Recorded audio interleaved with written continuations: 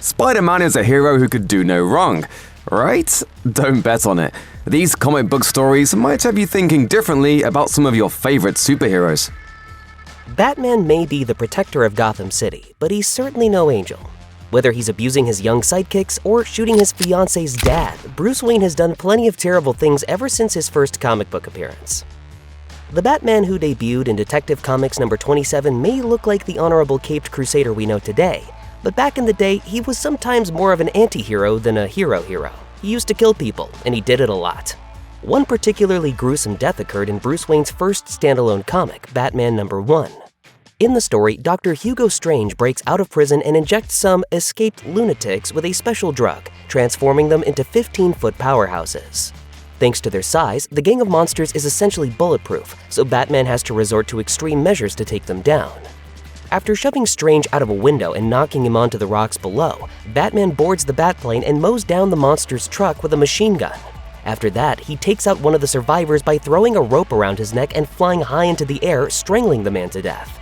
That's bad enough on its own, but Batman's cavalier attitude towards the whole episode is particularly chilling. As he speeds away, the crook's lifeless body still dangling from the Batplane, he quips, "He's probably better off this way." Just because Batman does a terrible thing doesn't mean he likes it. Case in point, in Legends of the Dark Knight number 145, Batman finds the Joker bleeding to death in one of Ra's al Ghul's secret lairs. While Alfred declares this cause for celebration, Batman quickly explains that things aren't quite that simple. The Joker is the only person who knows what Ra's al Ghul is up to, so if Batman is going to stop the League of Assassins, he needs the Joker alive. Batman dunks Joker in one of Ra's al Ghul's life-restoring Lazarus pits, successfully reviving the Clown Prince of Crime. There's a twist though. While most people emerge from the Lazarus pit in a state of advanced psychosis, the Joker resurfaces completely sane. Plagued by guilt over his past misdeeds, the Joker helps Batman track down Ra's, and after that, it isn't long before Raz's plan is foiled for good. Unfortunately, the Joker's rehabilitation doesn't last. As the Lazarus pit continues to work its magic, the Joker's insanity slowly returns, meaning that every murder he commits from that point forward is thanks to Batman. Sure, Batman saved the world, but there was almost certainly another solution. He's the world's greatest detective after all. If anyone could find Ra's al Ghul without the Joker's help, it would be him. Maybe Joker has a point when he says that he and Batman have a special connection. I think you and I are destined to do this forever. In The Dark Knight, Batman utilizes a massively invasive surveillance network in order to catch the Joker, and after the criminal mastermind is stopped, Lucius Fox destroys it for good. In the comics, Batman has a similar disregard for basic privacy, but it kicks off a chain of events that ends with millions dead. In the Identity Crisis storyline, Zatanna and a handful of other Justice Leaguers decide to rehabilitate some of the world's worst supervillains by wiping their minds with magic, changing their personalities and making them less dangerous. When Batman catches the rogue heroes in the act, they erase his memory too. Eventually, they come clean, but despite his comrades' honesty, Batman isn't pleased. In response to his friend's betrayal, he built a spy satellite called Brother Eye to monitor the other members of the Justice League. Predictably, this doesn't go well. Despite Batman's technical prowess, the satellite's artificial intelligence isn't nearly as secure as it should be, allowing Justice League International founder Maxwell Lord to take it over and use it to progress his own villainous goals. In the OMAC project, Batman and Wonder Woman managed to stop Maxwell Lord and Brother Eye, but not before Lord mind controls Superman and forces Wonder Woman to snap the villain's neck on live television. This inspires the Golden Age Superman and a few other survivors from Crisis on Infinite Earths to invade, which kicks off the line-wide crossover Infinite Crisis, an event that costs millions of people, including Superboy, their lives. Injustice: Gods Among Us might take place in an alternate reality, but Batman was breaking rules long before the timeline split and Superman went rogue.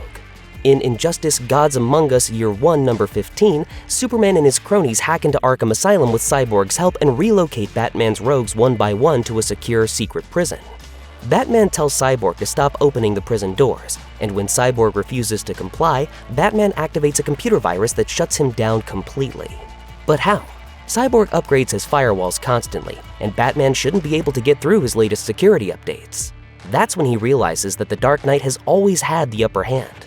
Batman uploaded the virus into Cyborg's system the first time they met, back when Cyborg was still a teenage athlete recovering from a traumatic injury. The malware has been lying dormant for years, waiting to be activated at just the right time. Even Killer Croc admits that's pretty evil. Before Batman and Cyborg get the chance to duke it out, they're forced to team up against an army of escaped mental patients that were released by Green Arrow and Harley Quinn. DC's Silver Age covers are famous for putting superhero sidekicks into outlandishly cruel situations, and World's Finest number 195 has one of the best. As Superman and Batman look on, Jimmy Olsen and Robin dig two graves, and while Superman acknowledges that he has a code against killing, a Tommy gun-wielding Batman brags that he's willing to do the job. Batman really means it too. Through a remarkably convoluted series of events, the Caped Crusader ends up disguised as a crime boss named Carl Lucas, but a bump on the head makes him start to believe that he really is the Mafia Don. As Lucas, Batman draws a gun and orders Jimmy and Robin to start digging. Thankfully, he snaps out of his funk after Robin gives a heartfelt plea to the man that he loves like a father. Of course, this being the Silver Age, that's hardly the end of things. Soon, the real Lucas arrives and tells Superman, who's undercover as a Mafia accomplice, to stop Batman and kill the two boys. Superman knocks out Batman, turns his heat vision on Robin and Jimmy, and gives Lucas a glass case containing the two sidekicks' hearts. It's all a ruse, of course. Superman replaces Jimmy and Robin with wax statues and molds replica hearts from the remnants with his super speed.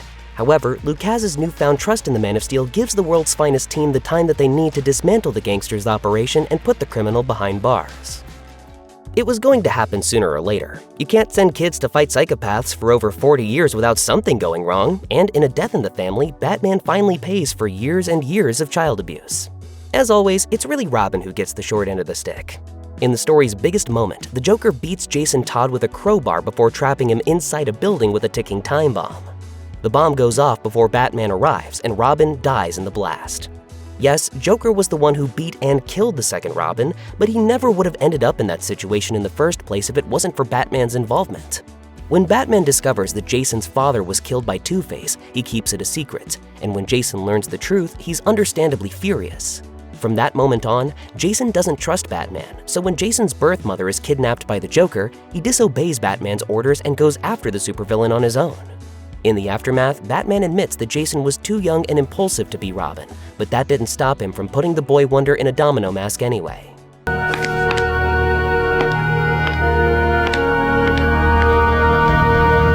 Unfortunately, the Caped Crusader never seemed to learn from his mistakes. In 2013, an assassin killed Damian Wayne, and Tim Drake sacrificed his life to save Gotham City 3 years later. It's never a good idea to date Batman. While Bruce Wayne's superpowered partners like Catwoman and Wonder Woman have made it out of their relationships with him alive, his civilian love interests aren't quite as lucky. Just look at the sad story of Rachel Caspian, daughter of Gotham City's first masked crime fighter, the Reaper. During the Year 2 storyline, Bruce and Rachel fall in love, but things turn sour when Rachel's father, Judson, returns to Gotham and starts slaughtering criminals as the Reaper once again. When Batman tries to stop Judson, he falls victim to the Reaper's firearms and is beaten within an inch of his life. The defeat forces Batman to take drastic measures. Bruce retrieves the gun that killed his parents and enlists members of Gotham's underworld, including Joe Chill, the man who murdered Thomas and Martha Wayne, to take the Reaper down for good. But Batman has a secret plan. Once the Reaper is out of the picture, he is going to kill Chill and retire. With the end of his crime-fighting career in sight, Bruce proposes to Rachel and prepares for his final showdown with her father. It doesn't go according to plan. The Reaper wipes out Batman's criminal allies, killing Joe Chill before Batman can pull the trigger. Batman shoots the Reaper in the battle that follows, knocking off his mask and forcing him to the edge of an in-construction skyscraper. After Judson reveals his true identity and gives Bruce his blessing to carry on the Reaper's work, he falls off the ledge to his death. Batman swears off guns forever, but it's too late. Devastated, Rachel leaves Gotham City to become a nun, hoping to atone for her father's sins. Not only is Barbara Gordon, also known as Batgirl, young enough to be Batman's daughter, but her on-again, off-again relationship with Dick Grayson is one of DC Comics' longest-running romances. Batman knows this, and yet he decides to sleep with Babs anyway. The animated series Batman Beyond featured cameos from many classic Batman characters, but Nightwing, Dick's adult alter ego, never appeared. Batman Beyond 2.0 number 28 explains why. While Nightwing is fighting crime in Bloodhaven, Batman and Barbara have an affair that results in a pregnancy. Barbara asks Bruce not to tell Dick, but the hero comes clean a few days later. Dick doesn't take the news particularly well, and the two former allies come to blows. Even worse, while all of this is going on, Barbara takes to the streets and fights off a mugger. She wins, but her victory comes at a cost. Crime fighting puts too much stress on Babs' body, and while Bruce and Dick punch it out, Barbara miscarries in the middle of the street. So I left, and never looked back. No, I don't hate him. I hate what he's become. Today's Batman is a bit of a brute and a crappy father, but he's no bigot. In the 21st century, The Dark Knight condemns hatred in all its forms, but things were different in the 1940s. A good number of DC comics from the World War II era have aged very poorly, but Batman's racism in Detective Comics number 35 was a little extreme even by the standards of the time. Batman gets tangled up with Hindu cultists and a Chinese crime boss when an antiques collector named Weldon starts receiving death threats. It's not long before thieves break into Weldon's house and steal a rare ruby idol. Batman traces the robbery back to Sin Fang, a fence for stolen goods, and is just about to recover the statue when Fang's Hindu soldiers attack. That's when things get really ugly. Batman has little regard for the lives of the offensively drawn soldiers. When one of them rushes him, Batman grabs the man's wrist and hurls him right into his partner's scimitar. It turns out that both Fang and the cultists are actually white. Lennox, the explorer who stole the statue in the first place, faked his death and dressed up as Sin Fang in order to get the idol back from Weldon.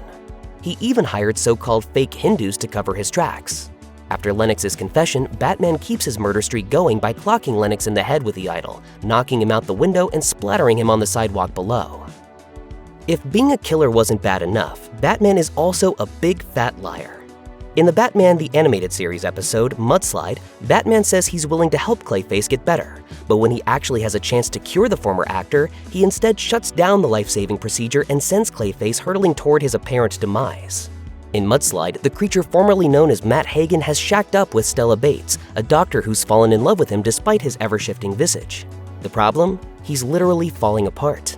It seems that Clayface is losing his integrity. I wasn't aware that he ever had any to begin with. I'm speaking in a physiological sense, Alfred. However, Bates thinks she's found a cure. All Clayface needs to do is get inside Bruce Wayne's biomedical research facility and steal an isotope called MP40. So that's exactly what Clayface does. Nobody's hurt during the break-in, damage is minimal, and the isotope is the only thing stolen. The procedure is a success too, and before long, Clayface is on the road to recovery. Seemingly on principle though, Batman tracks Clayface down and tries to stop the operation. The two fight, and the battle ends when the rain mixes with Clayface's deteriorating body and washes him off the side of a cliff, seemingly killing him. The Dark Knight seems pretty upset, but considering that Clayface would have died anyway if Batman's plan had worked, his sorrow seems a bit hypocritical. What's a little attempted genocide when you're a fan-favorite mutant? How about carjacking, murdering your entire team? It's all in a day's work for Wolverine.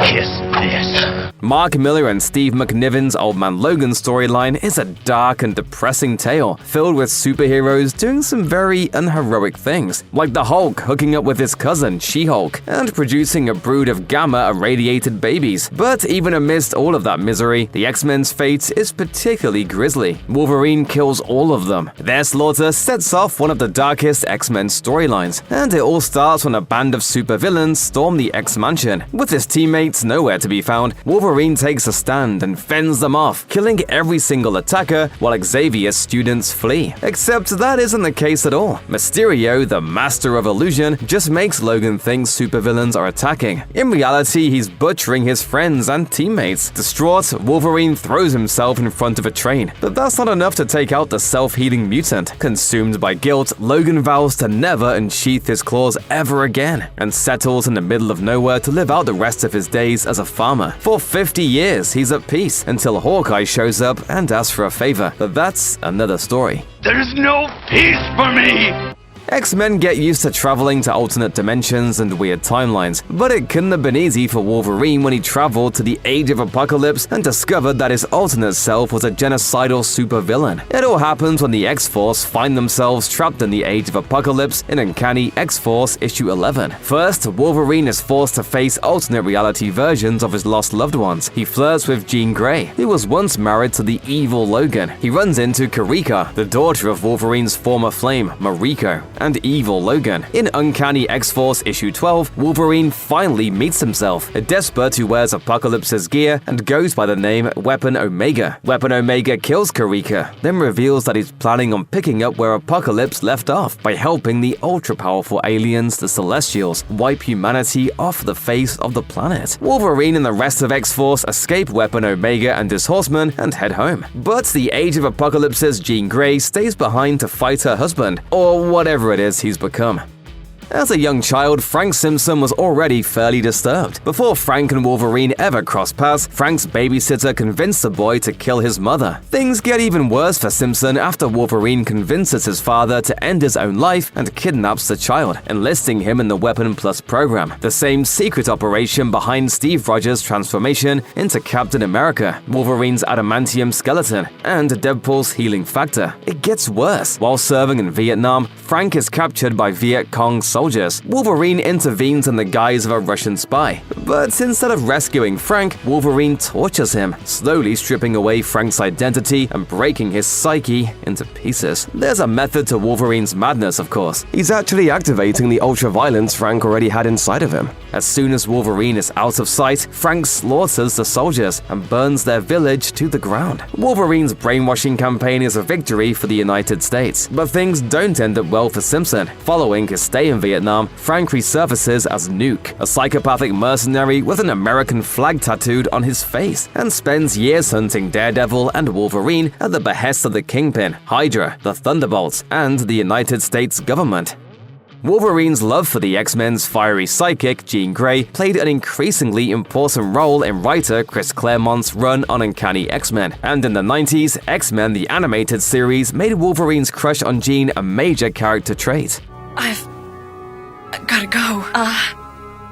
Cyclops is waiting for me. So am I. It wasn't until Ultimate X-Men issue 29 that the romance reached its peak. While on a mission in the Savage Land, Cyclops takes a nasty fall off the edge of a cliff, barely grabbing onto an outcropping in time. Cyclops calls out to Wolverine for help, but instead of coming to his teammate's aid, Wolverine drops him, and then, with Scott Summers finally out of the way, returns home to woo a clueless Jean Grey. Unfortunately for Logan, Cyclops survives the fall. Stranded and broken at the bottom of the mountain, he survives for a month by snacking on plants and insects. Eventually, Magneto's henchmen rescue Cyclops and nurse him back to health. And when Scott finally reunites with Wolverine at the North Pole, he's none too happy with his so-called friend.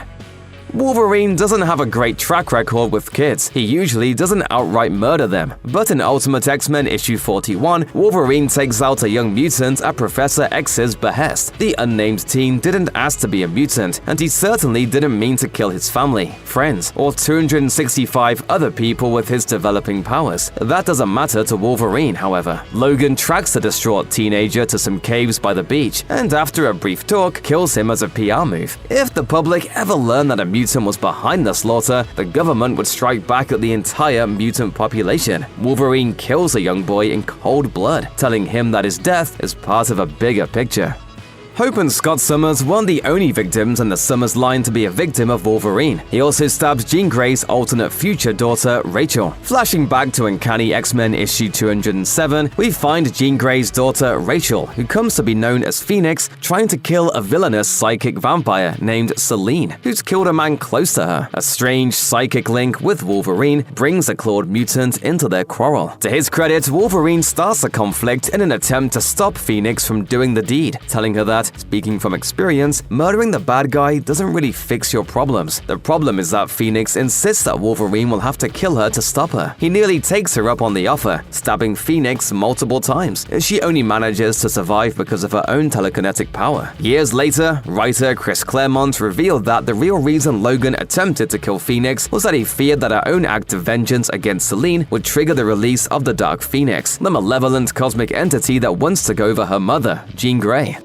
Major comics characters get killed off all of the time, but they usually come back. That didn't make the death of Alpha Flight favorite North Star in early 2005 any easier. The Canadian mutant may not have been one of Marvel's most famous characters, but he's an important one in the history of comics, as the first of many Marvel superheroes who are openly LGBTQ. So it was notable when Wolverine murdered him in 2005's Wolverine issue 25. Though certainly not the first time that Wolverine killed an X-Man, it's another instance of him being under the influence during the act. In this case, Logan is brainwashed by a dangerous alliance between the devious Japanese sect called the Hand and Hydra, the age-old enemies of freedom and democracy. Logan sent him by his new masters to kill Kitty Pryde, aka Shadowcat, but the assault doesn't go as planned. Taking a vicious slice at his target with his razor-sharp claws, Wolverine goes for the kill, only to have Kitty turn intangible. His claws pass straight through her and impale Northstar. His death is simply Wolverine doing what he does best, and what he does best isn't very nice after all. Check, please. Countless alternate reality versions of Wolverine have gone bad, and in 1998's What If, issue 111, Wolverine becomes War, one of Apocalypse's 4 horsemen, and he goes on a killing spree, nearly unmatched in his history. His spree pits him against the X-Men, the Avengers, and the Fantastic Four, who all try to hunt him down to stop his brutal reign of terror, until he becomes a monk and just decides to stop killing people. That isn't the last time we'd see Logan as a horseman of Apocalypse, however. In the main Earth 616 timeline, Wolverine also came under Apocalypse's spell in 1999's Wolverine issue 145. The series describes how Logan is abducted by the ancient mutant and given back his adamantium, after having had it ripped out of his body by Magneto. But that restoration comes at a price. After killing his brother and rival Sabretooth in a brutal grudge match at the behest of Apocalypse, Wolverine is granted the title of Horseman of Death. Wolverine stays in the role for a while too, though he uses a sword instead of claws and wears a hood to hide his identity, making this more than a momentary misdeed. As a Horseman of Death, Wolverine again comes to blows with his old team, who thankfully help free him from Apocalypse's control. Becoming an accomplice with Apocalypse isn't the only instance when Wolverine served one of the X-Men's greatest adversaries. In the 2023 event series Sins of Sinister, the entire Marvel universe is turned into a dark, dystopian nightmare, and the titular Mr. Sinister has taken control of the X-Men as part of a plan to gain power over the island haven called Krakoa. With X-Men like Cyclops, Emma Frost, Exodus, and Hope Summers doing his bidding, Sinister takes over, temporarily turning Wolverine into one of his weapons. His victim is Cypher, a former member of the New Mutants who'd been serving on the Quiet Council of Krakoa. To prevent Cypher from thwarting Sinister's plan, Wolverine stabs him through the chest in one of the most shocking moments of the series. Wolverine has always been something of an anti-hero, given his willingness to cross certain moral lines. Anti-heroism is a spectrum, but one of his most egregious low-level cross-universe crimes is when he stole the Batmobile. It happened during the company-wide crossover event between Marvel and DC, published in 1996, which included a number of epic and unexpected showdowns, like Wolverine facing off against Killer Croc and Lobo. In issue number 2 of the series, which was either called Marvel vs. DC or DC vs. Marvel, depending on which book you were reading, Wolverine teams up with Gambit, who's just won his own battle with Nightwing. Wolverine helps the Raging Cajun get another one-over on the Dark Knight and his sidekick by stealing the Batmobile right from under their noses. Are you insane? Probably. It all ends well, but only because both sides discover a greater threat to the multiverse, but that doesn't change the fact that Logan carjacked Batman.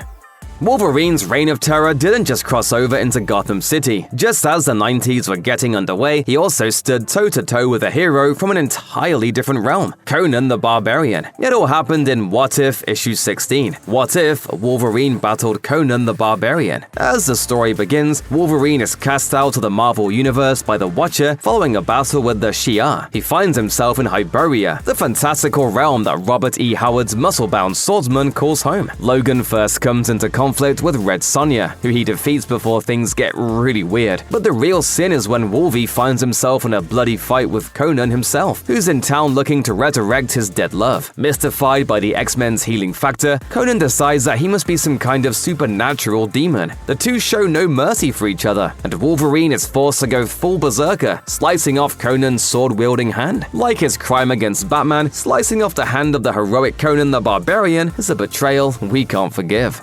When it comes to crimes against heroes from other franchises, none of Wolverine's most terrible acts can equal his fight with Starfleet's favorite Vulcan. The surprising face-off occurred in Star Trek X-Men in 1996, which was actually the first of two stories that saw the X-Men crossing over with Star Trek. Here, though, in a story titled Star Treks, the ex-villain Proteus discovers the Star Trek universe and the equally powerful being Gary Mitchell from the 1966 Trek episode Where No Man Has Gone Before. Pray that you die easily. The two villains team up, and X-Men are pulled through a rift to meet Captain Kirk and the crew of the original Enterprise, and things go predictably wrong. Unlike his more steady teammates, Wolverine defies all logic and goes in claws first, taking a swipe at Mr. Spock in a move that would make any Trekkie gasp. Going after Mr. Spock, a man whose legacy includes fostering peace in the galaxy, may be Logan's most egregious act of impulsiveness. Thanks to Mr. Spock's cool, logical demeanor, though, Logan gets out of the scrape with little more than a bruise to his neck from a Vulcan nerve pinch, though the wound to his pride may be worse. Even though Wolverine often thinks he's doing the right thing for the greater good, the consequences can be pretty far-reaching. One of the more explosive mistakes Wolverine made was when he killed Hank Pym and sent the entire timeline into chaos. During the Age of Ultron story, the sinister robot Ultron takes over the world, and the combined might of the X-Men, the Fantastic Four, Spider-Man, the Defenders, and the Avengers isn't enough to stop him. Wolverine, though, has the brilliant idea of using Doctor Doom's time platform to go back in time and stop the creation of Ultron altogether, which he plans to do so by killing his friend and Avengers founder Hank Pym, the original Ant-Man. With the help of Sue Storm, Wolverine finds Hank in the past, and after failing to stop him any other way, the two heroes slug it out, with Pym winding up dead. The problem is, Pym's death doesn't even resolve the situation. Returning back to the present, Wolverine finds the entire history of the Marvel Universe changed for the worse. Maybe, finally, Wolverine learns his lesson that killing his friends isn't the solution to his problems. It's 1984, and the X-Men, along with most of the Marvel Universe, are still licking their wounds from the epic crossover event Secret Wars, which featured a number of notable deaths and universe-shaking upheavals. Colossus had fallen in love with another woman, who ended up dying while in outer space, leaving his girlfriend Kitty Pryde heartbroken. The overly protective Wolverine isn't happy, and he wants to make Colossus feel even worse. Instead of doing it himself, however, Wolverine goads Kane Marco, aka the Juggernaut, into a barroom brawl with Colossus. Even though Marco is without his Juggernaut armor, he's more than a match for the steely-skinned mutant. After a brutal bout of fisticuffs, not only do the two do plenty of damage to each other, but they topple an entire building, sending multiple floors crashing into rubble. Wolverine's recklessness still puts countless lives in danger as bystanders are forced to escape by the skin of their teeth. If he wasn't so lucky, things could have ended much worse. For more than 25 years, Wolverine's origin and true identity went untold, with much of his mystique coming from his mysterious past. Then 2001 saw the release of Origin, a mini-series that revealed Wolverine's early days for the first time, and they were rough. It provided one of the most terrible acts of violence that he ever committed, an act so heinous that it shaped the very man he was to become. Set in the late 1800s, Origin sees a young, sickly boy named James Howlett growing up on a plantation under the care of his father, John, and his animalistic half-brother known as Dog. Following a deadly confrontation between John and Thomas Logan, Dog's father, the future Wolverine, goes on the run with his girlfriend, Rose. But during a showdown with Dog, James accidentally kills Rose when she stumbles into his claws, fatally stabbing her. We've seen Wolverine turn on his friends and allies, even if he wasn't in his right mind more often than not. But in one instance, Wolverine did something arguably far worse than just killing an X-Man. He became so obsessed with a personal quest that he left Storm to die. The story, titled Old Soldiers, was presented in 1986's Uncanny X-Men issue 215. Wolverine and Storm are investigating the home of Jean Grey's sister, Sarah. At the time, Jean is believed dead, so when Wolverine catches a whiff of her scent at Sarah's house, he goes into a blind fury, obsessed with finding his former teammate and the object of his affection. Storm tries to stop him, and she gets clocked cold for her trouble. Though knocking out one of your closest allies isn't great, what really makes this one terrible is that Wolverine abandons her in search of Jean. This leaves Storm at the mercy of a trio of far-right vigilantes, and when she comes to, she finds herself chained up and held captive by Crimson Commando, Stonewall, and Super Saber, who decide to hunt her for sport. Though she manages to survive the ordeal, the entire affair is all Wolverine's fault. Professor Charles Xavier, mutant leader, loving caretaker, genius teacher, and total absolute jerk. And it's not just that he does some pretty messed up stuff sometimes. Occasionally, Professor X goes full-on supervillain. For all of Xavier's talk about peace and love and harmony, he's the most unscrupulous, hypocritical, and manipulative of all the X-Men. Face it, Magneto was right. Professor X is downright dangerous, and nothing, not even death, can stop him.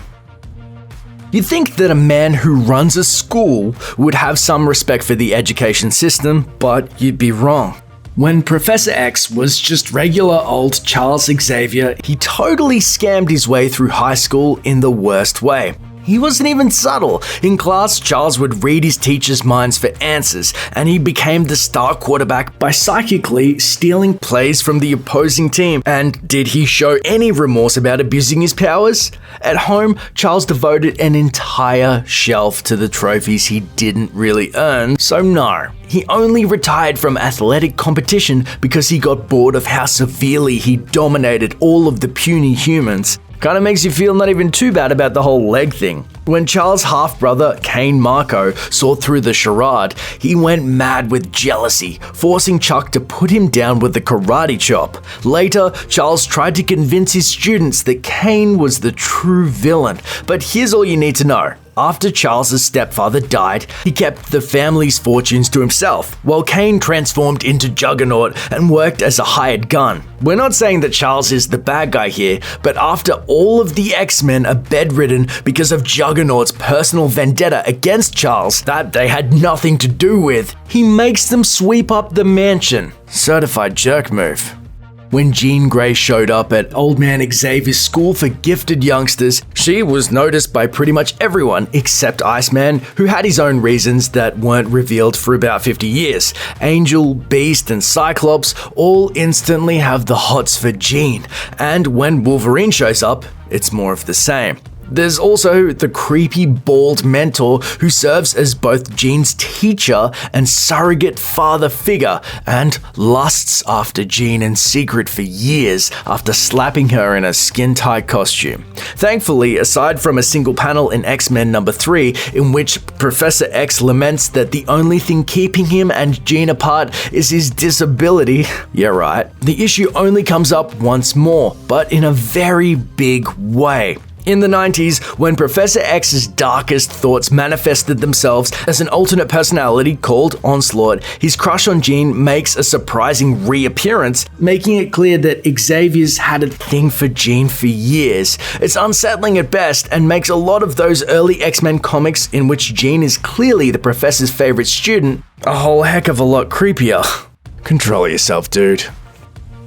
Professor X used some pretty interesting methods to train the unruly mutants at his school, and when throwing them into the life-threatening danger room wasn't enough, he wasn't above using psychological abuse to keep them in order. Thanks, Jubilee. You were right. Xavier's totally rad. In X-Men number 4, Xavier loses his powers only to reveal an issue later that, surprise, he was faking in order to give the X-Men a pop quiz. In X-Men number 42, it gets even worse. In a battle with a creature called Grotesque the Subhuman, an explosion takes Xavier's life, and the X-Men spend the next 2 years mourning. 2 years! And yet, in X-Men number 65, Xavier smugly rolls back into their lives, alive and perfectly healthy. Because the guy who died wasn't even Xavier in the first place, as it turns out, he'd swapped places with a shape-shifting mutant called Changeling, who was basically the world's most dangerous Make-A-Wish kid. Changeling, a former villain, had been diagnosed with terminal illness and wanted to use his last few months on Earth to make a difference, so Professor X let him lead the X-Men. Meanwhile,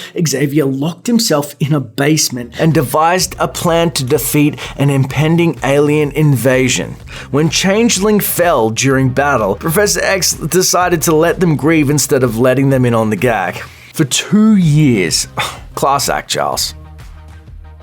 In Giant Size X-Men #1, Professor X recruits a brand new group of X-Men, including mainstays like Wolverine, Nightcrawler, Storm, and Colossus, to rescue his original band of mutants from Krakoa, the Living Island, rebooting the struggling X-Men series in the process. However, as the X-Men learn in Deadly Genesis, in a storyline basically lifted from Futurama, complete with a bald old weirdo genius, our heroes are actually the B Squad.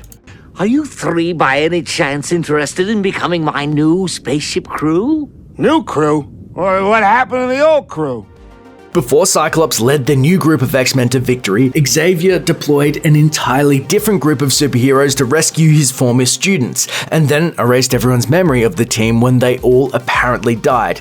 Now, unfortunately for Xavier, one of those mutants actually survived and called him out. Gabriel, a mutant with the codename Vulcan, who also happened to be the little brother of Cyclops and Havoc. After the mission to Krakoa goes south, Cyclops is understandably distraught by Vulcan's supposed death, so Xavier deletes all of Scott's memories of his brother in order to keep him calm. That doesn't work out so well when Vulcan returns from space. In his quest for vengeance, Vulcan kills a few mutants and tells Cyclops and Havoc the truth, turning them against Xavier. Together, the X-Men stop Vulcan, but Cyclops banishes a now powerless Xavier from the X-Mansion. Honestly, erasing your team leader's memory of his awesome space bro because you got him killed is a tool move. Everyone knows that when Batman created a series of plans to kill his Justice League teammates, it didn't work out so well. Everyone knows except for Professor X, who did the exact same thing. Yes, the surrogate father and mentor of the X-Men figured out in detail how to kill each one of them, which is revealed in Excalibur #100. After Onslaught takes over Professor X's mind, the X-Men visit Moira McTaggart's research lab to retrieve the Xavier protocols, which explain how to murder every mutant on the team. Need to get rid of Wolverine? Simply sever his head and put it somewhere else. Got a problem with Cable? Just amp up the technovirus that's slowly consuming his body, allowing the disease to ravage his brain and body. A suit of anti-psionic armor will topple Professor X himself. Now, if you guessed that this story doesn't have a happy ending, well, you know how comics work. In X-Men #65, a human sentinel hybrid named Bastion uses the Xavier protocols to defeat the team. In X-Men #84, Professor X's mutant tracking computer, Cerebro, comes to life and uses the protocols against the X-Men when they try to stop it from taking over humanity. In both cases, the X-Men prevail, but not for Professor X's lack of trying.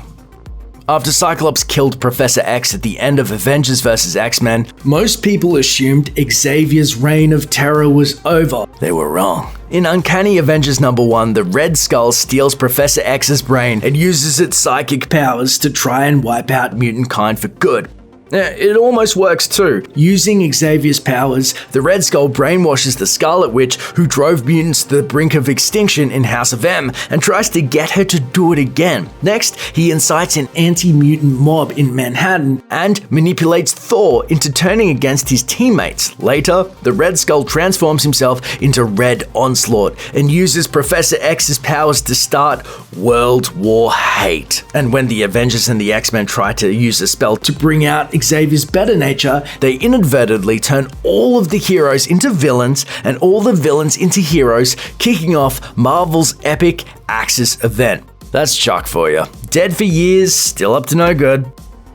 For all of the good that Superman's done, and over the past 80 years, he's done a lot of good, he can also be kind of obnoxious. But there's a difference between passive aggression and outright supervillainy, and while Superman rarely crosses it, he often toes the line. Sometimes Superman thinks he's acting in humanity's best interest and just makes a bad judgment call. Other times, he's pushed to extremes. Bad dog.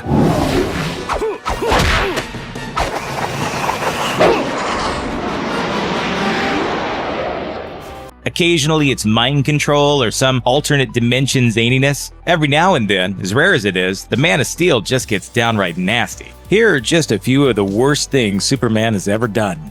When Superman first appeared, he was less of the inspirational figure that fans know and love today, and more of a rough-and-tumble progressive who tackled social issues. In his first appearance in Action Comics #1, Superman declares himself the champion of the oppressed and spends most of his time fighting crooked landlords and domestic abusers. By Action Comics #8, Superman tackles juvenile delinquency by getting Metropolis bombed?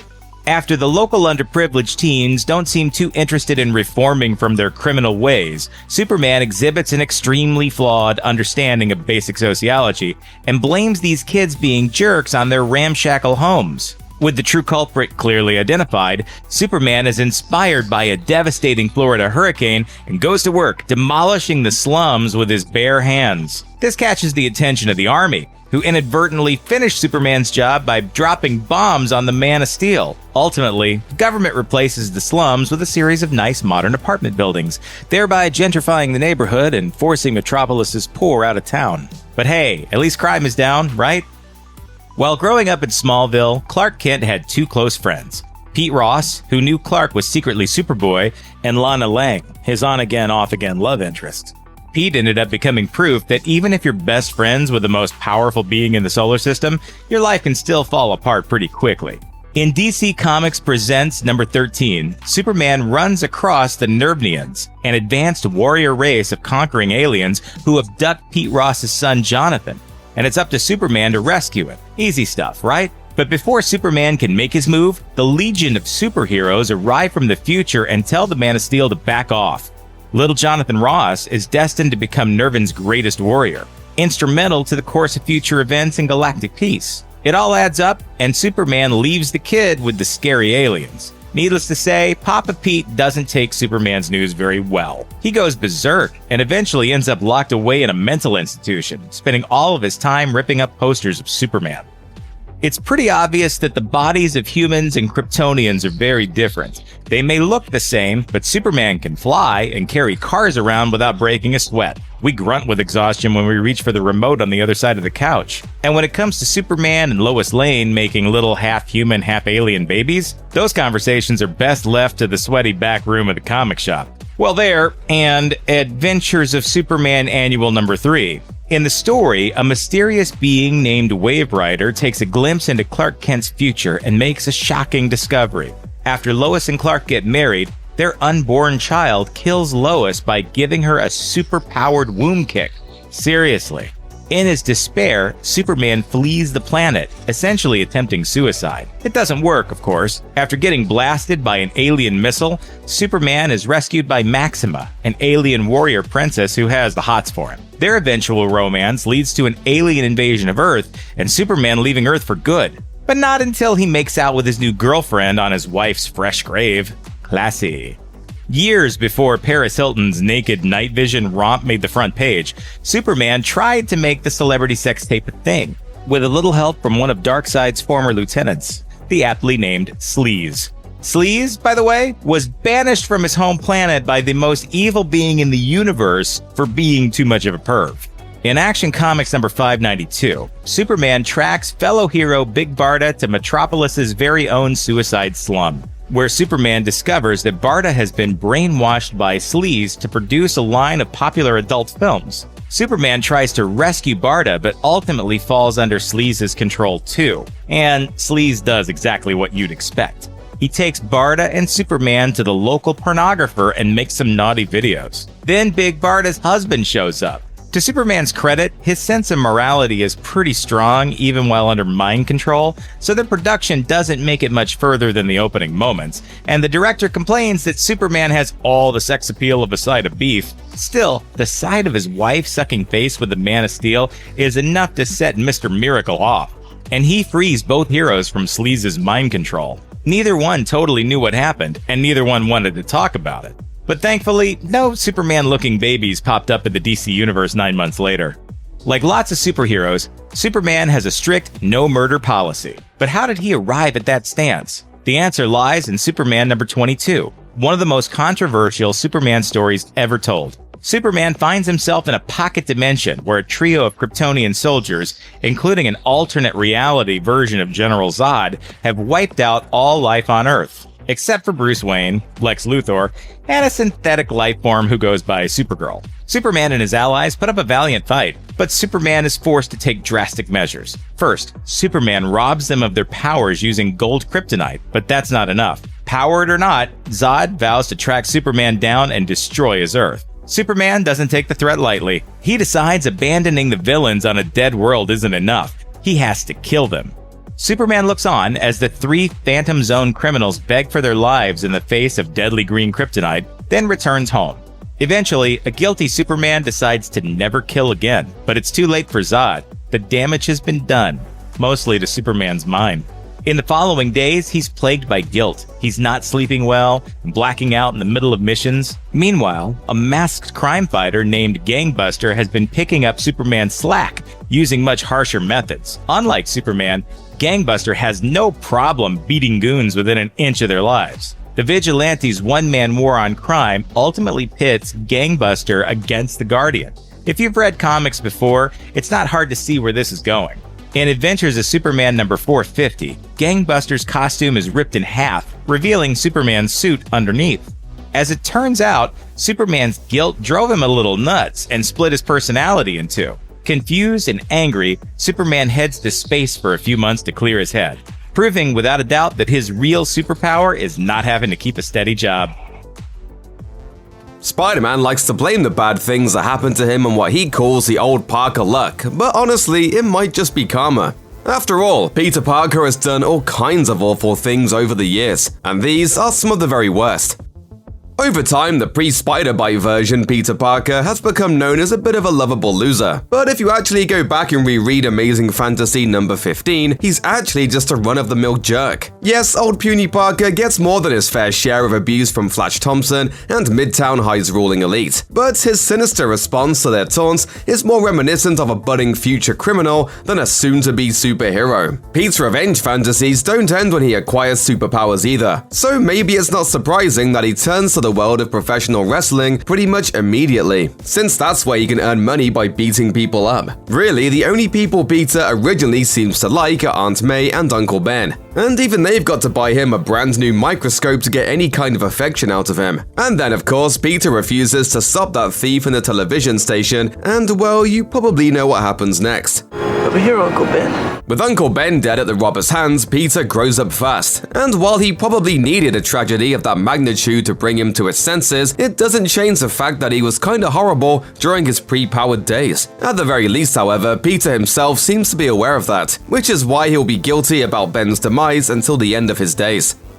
It's hard to think of two Marvel characters who are more popular than Wolverine and Spider-Man. Naturally, you'd assume that their 80s team-up, Spider-Man vs. Wolverine, would be nothing more than pure, joyous fan service, rather than a grim action story that ends with Spider-Man accidentally beating a woman to death. Well, you'd have assumed wrong. After Spider-Man fails to stop the assassination of some former KGB operatives, Peter Parker decides to give up the web-slinging life for good, and heads to Germany to chase a story with fellow Daily Bugle reporter Ned Leeds. Meanwhile, Wolverine hears about the dead KGB spies and immediately identifies the killer as Charlie, one of his old mercenary buddies. Tracking her to Germany, Wolverine runs into Peter Parker and pretty much immediately identifies him as Spider-Man. Logan then tells Parker to go home, which would have worked if Ned Leeds hadn't just been killed in their hotel room. Wolverine and Spider-Man track down Charlie separately, and then join forces to find her again after she escapes a KGB-sanctioned hit. Eventually, Wolverine meets up with Charlie in a cemetery, where she asks Wolverine to kill her before the KGB can. Spider-Man misreads the situation and attacks Wolverine, accidentally punching Charlie in the brawl that follows. Unfortunately, Spider-Man has super strength, and while Wolverine could have survived the blow, Charlie most definitely doesn't.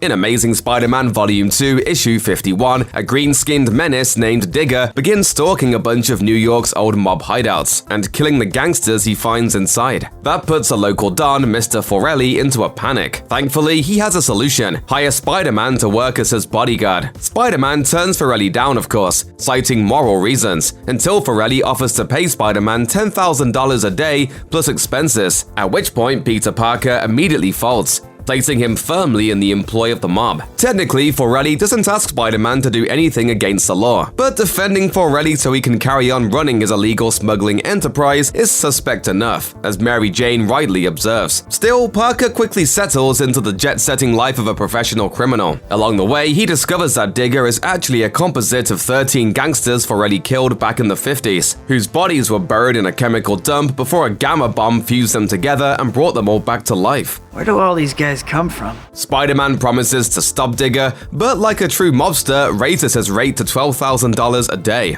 Before long, Digger reveals himself, but the gamma radiation that melded all the corpses together begins to wear out, until he quite literally falls to pieces in a battle with Spider-Man. After the job is finished, Spider-Man hands over a tape full of evidence to the NYPD. Forelli is arrested, and Parker, in one admittedly decent act of redemption, uses the money to open a library. Funny how things work out, isn't it?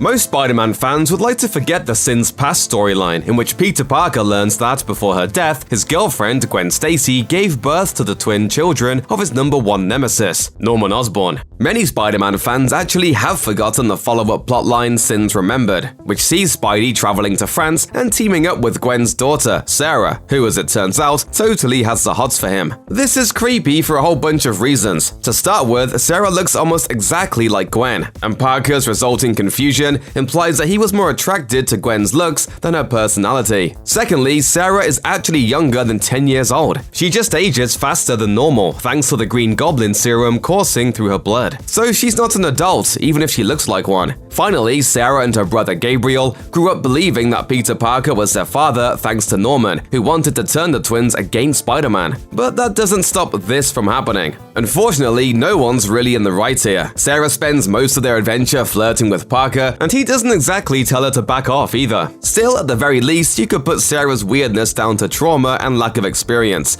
What's his excuse? In Spider-Man the Other, Peter Parker gets some bad news. He's going to die, and nobody can do anything to stop it. Not his physician, Dr. Castillo, who first gives Peter his terminal diagnosis. Not Dr. Strange, who claims Peter's illness is mystical and not physical in nature. And certainly not the vampiric spider hunter, Morlun, who returns from beyond the grave to beat Spider-Man within an inch of his life. But it's actually Morlun who comes out of the encounter the worse for wear. While Peter recovers in the hospital, his body undergoes a strange transformation. His eyes transform into bug-like spheres, and his skin hardens, turning into a kind of exoskeleton. In short, Peter becomes more spider than man, and when Morlun shows up at the hospital to kill Mary Jane and feast on Parker's remains, Spider-Man's new bestial instincts kick into full gear. A stinger emerges from Parker's arm and pins Morlun to the ground, after which this new and improved Spider-Man proceeds to eat his foe alive. Morlun crumbles into dust as Parker's body gives out, but it's not really the end for either of them. Spider-Man ends up stuck in a cocoon and emerges a little while later with a whole bunch of new powers, while Morlun is resurrected by a group of cultists and ends up menacing the entire multiverse. You know, comic book stuff. The catchphrase for Marvel's epic Civil War event was, "Whose side are you on?" But unless you've got a seriously messed up moral compass, it's pretty clear that Tony Stark was a bad guy. For one, Stark is one of the biggest cheerleaders for the Superhuman Registration Act, which most people agreed was a pretty flagrant civil rights violation. On top of that, however, he also creates a psychopathic Thor clone, gets Black Goliath and Captain America killed, and imprisons his enemies in the negative zone. For some reason, Spider-Man doesn't just go along with all of this, but actually becomes one of Stark's main supporters too. Peter Parker even amassed on live television, exposing his identity to the world and becoming the poster boy for the Superhuman Registration Act in the process. Spider-Man's decision kicks the Civil War into overdrive, and the argument could be made that most of the bloodshed that follows could have been avoided if Peter had stuck to his guns. Unfortunately, the consequences are dire, not just for the Marvel Universe, but for Parker's friends and family too. Liz Allen, one of Peter's oldest friends, abandons him as a result of his dishonesty, as does J. Jonah Jameson for obvious reasons. With Spider-Man's identity exposed, Peter's family also becomes a target for supervillains everywhere, including the Kingpin, who puts out a hit on the whole Parker clan. Mary Jane avoids the attack, but Aunt May doesn't, and in order to save her life, Peter is forced to make one of the worst decisions of his life. There's nothing more dangerous than being one of Spider-Man's lovers. Gwen Stacy is tossed off a bridge by the Green Goblin. Betty Brant discovers that her husband is a supervillain and goes a little bit off the rails after he's killed. Mary Jane Watson, well, what hasn't happened to her? But while his lady friends suffer and die, Peter will do almost anything for his dear Aunt May. anything. Sure, that hasn't stopped May from dying once or twice, but if he can, Peter will do everything in his power to keep her alive, even if that means throwing his other loved ones under the bus. In the aftermath of Spider-Man's Civil War Unmasking, May gets caught in the crossfire when the Kingpin targets Peter's family. As she hovers near death, Peter scours the globe for a way to save her. That's when he's approached by Mephisto, who is, as far as Marvel Comics is concerned, quite literally the devil. Mephisto offers to save May and erase Spider-Man's secret identity from the public record. But in return, Peter will have to give up his marriage to Mary Jane. After consulting with MJ, Parker accepts, thereby ruining his relationship with his wife and sacrificing their missing but perhaps still alive daughter, who Mephisto uses to taunt Peter after he makes his decision. Putting aside the obvious fact that Faustian bargains rarely work out well, the One More Day storyline makes it very clear where Spider-Man's priorities really lie. It's obvious that Peter Parker cares about Aunt May more than anyone else, but that's not enough either. He also wants her all to himself. At least that's what it looks like. Whenever May starts to get close to a man other than Peter, Spider-Man interferes and ruins everything. First off, there's May's husband, Ben Parker, who dies after Spider-Man decides he can't be bothered to stop a petty crook. Next, in Amazing Spider-Man issue 131, Spider-Man interrupts May's wedding to Doc Ock and leaves her groom to die in an explosion on a crummy Canadian island. Her third serious boyfriend, a gambler named Nathan Lubensky, passes away from a heart attack after Spider-Man ruins his get-rich-quick scheme. Previously, he had saved a casino owner named Raymond Trask from assassination at the hands of the Vulture, thereby putting May and Nathan in the villain's crosshairs. And that's just the beginning. When May has a fling with Edwin Jarvis, the Avengers' butler, Peter's deal with Mephisto in One More Day wipes their relationship from existence. In the recent clone conspiracy arc, Peter refuses to let the mysterious medical company New You treat May's third husband, J. Jonah Jameson's father, for a mysterious disease. Eventually, Peter changes his mind, but by then it's too late, and J. Jameson is dead. That's not a great track record, of course. And what's the common thread that connects the end of each and every relationship? Why, Spider-Man, of course. Still, May manages to get a modicum of revenge, albeit unintentionally. When Peter and Dr. Octopus switch brains at the beginning of the Superior Spider-Man, their memories merge, giving Peter a truly horrifying new perspective on their relationship. Parker luck, indeed.